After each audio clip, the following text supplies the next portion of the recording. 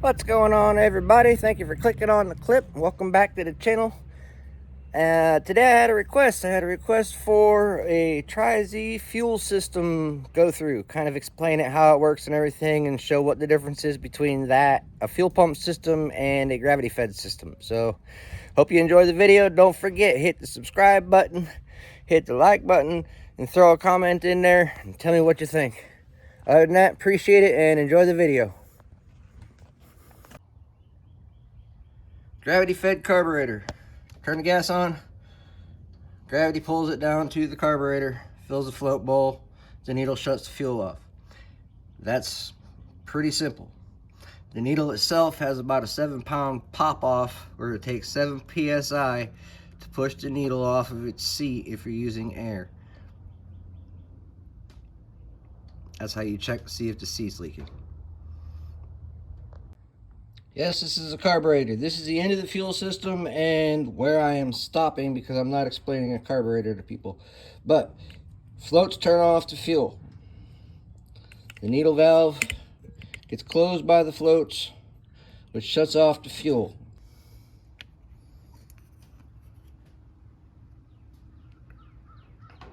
This little needle is what turns off your fuel. Fits down in the seat, shuts the fuel off. This little rubber piece, if it'll focus, the little rubber tip cannot have a ring on it. That little ring makes it so it does not seal and you will leak. No matter what fuel system you have, if the needle's got that ring on it, it's not going to seal. Alright, so we got the floats. The thing turns off the flow of the fuel for the carburetor. Yri-Z fuel system has multiple components. It has an on-off valve for the fuel pump. It has a secondary on-off valve. This line goes straight to the carburetor. In between these two components is a T.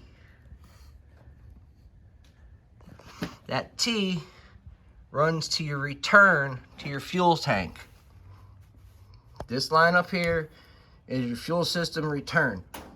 When the floats close in the carburetor and stop the fuel flow that's going to the carburetor, this little T that's in here bypasses the carburetor and flows it back to the gas tank. On the gas tank, you have the on, which is about halfway up, and then you have the reserve, which is down in the bottom.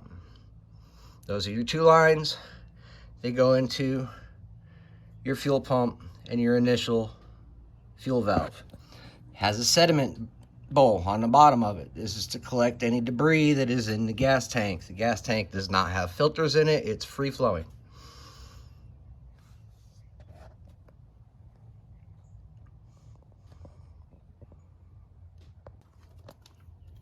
There's a pulse line that comes out of the bottom of the cylinder that goes to the back of the fuel pump. That is what makes the fuel pump work. This line needs to be attached. You need to have good crank seals and you need to have good bottom end pressure, because the pulse that goes through the transfer port is what actuates the fuel pump. This line here is your gas tank vent. This is a sealed gas tank. There is no vent in the cover. The vent is in the gas tank itself. This line has to stay clear or you will suck the tank and you will stop flowing fuel. It will create negative pressure in the tank. It will stop creating flowing fuel and your bike will shut off. This is that fuel T. One little bitty hole and then the through hole. This goes to the return. This is the flow through. Actually even has an arrow on it. Alright, it's easier to see with the tanks out of the bike. Return, or breather line goes to nothing. You're on, your reserve, Reserve goes to the bottom, on goes to the top. This is your fuel pump, and this is the bypass T. This is a critical component. This has a measured size on this end that only allows so much fuel to flow through.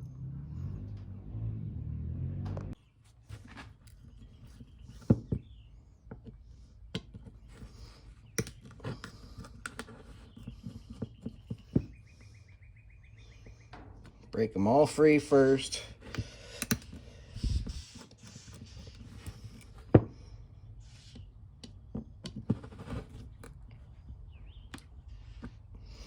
Hope to God none of them strip.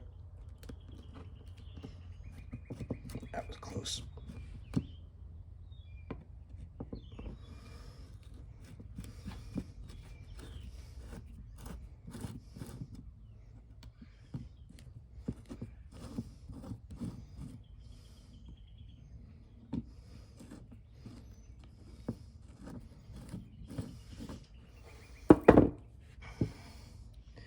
This bar lines these two, the top of this plate and this plate up. That's how you know how these two plates sit together.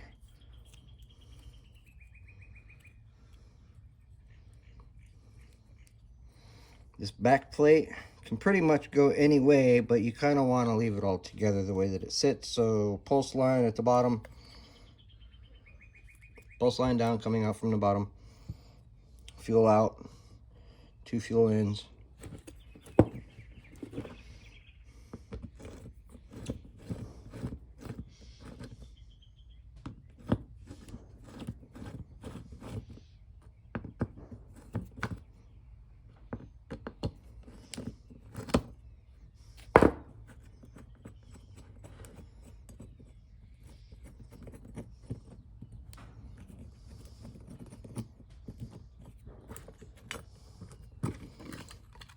Backside comes off. Ooh, look at that. This has been sitting for a while. Got a spider web in it. This is the one gasket. Seals off. Looks like it was probably leaking right there. And then you have plastic diaphragm that the pulse actuates. This plastic diaphragm can wear out and it will get a dip in it, which will cause you not to get a good pulse. Now you've got this line and this line.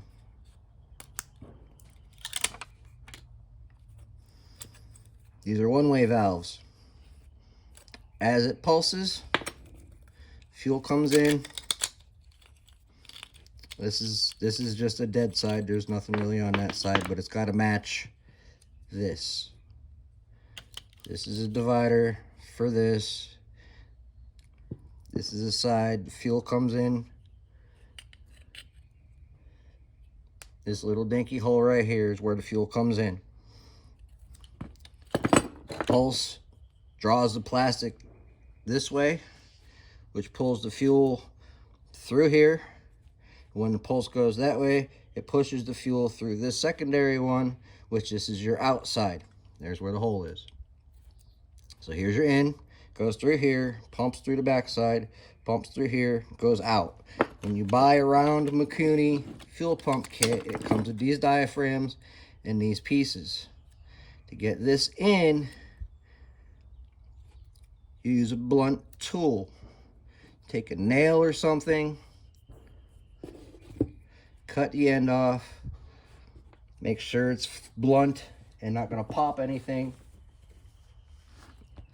These little diaphragms need to be clean. They cannot be creased. The surface needs to be clean. It can have nothing on it. It has to seal. And you turn around, you put the little rubber gimmick in with the plastic diaphragm, and you turn around, and you stick your blunt instrument in the little hole, and you push it through without popping it. Once you feel it pop through and stop. Don't push it very far, don't push it very hard. These also come out pretty much the same way.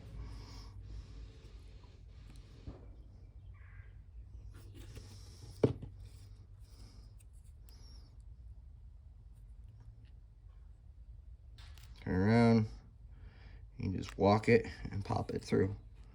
And see? Again, take the point or the tip, grab a corner, push it down and in just a little bit. Work to the next spot, just a little bit.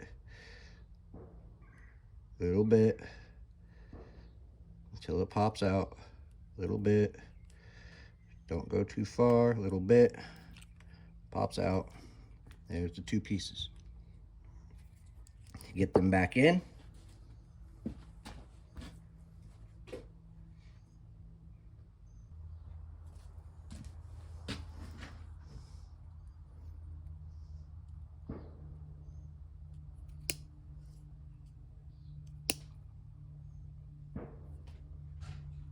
Blunt.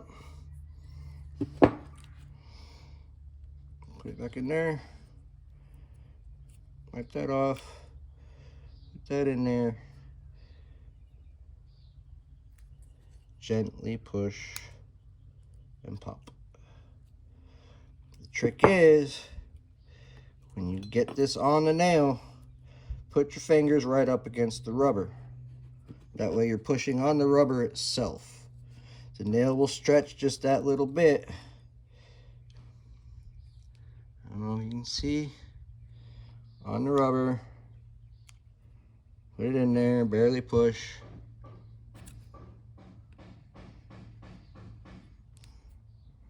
Barely push. See how it just kind of inches right through? And you're in. Done. Put it all back together. Last piece, sediment bowl. Of course, it's stuck.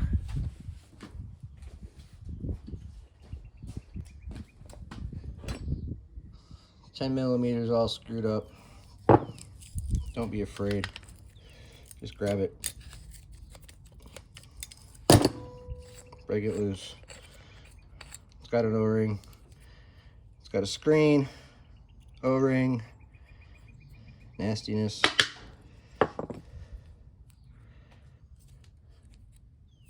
Screen does your in and out. This can also get rebuilt.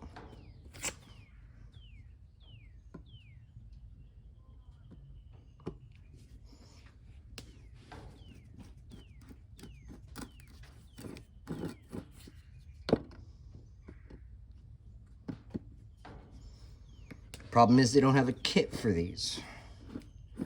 So while you can take it apart and lose the screws, this O-ring in here, this piece, which is what meters the fuel, see this is plugged. This is what you want to go through and clean these things. This is what you want to look for. This is plugged, so you poke it through. That's plugged. That's your two ends. This is your in, this is your in, this goes through. Again, in, out to here, into the sediment bowl, past the screen, into the hole. Through here, through the other side, out the hole, to the fuel system. All of this needs to be cleaned. And this component, I wish somebody would make this, but they don't. And there you have it, fuel pump, 4 Tri-Z.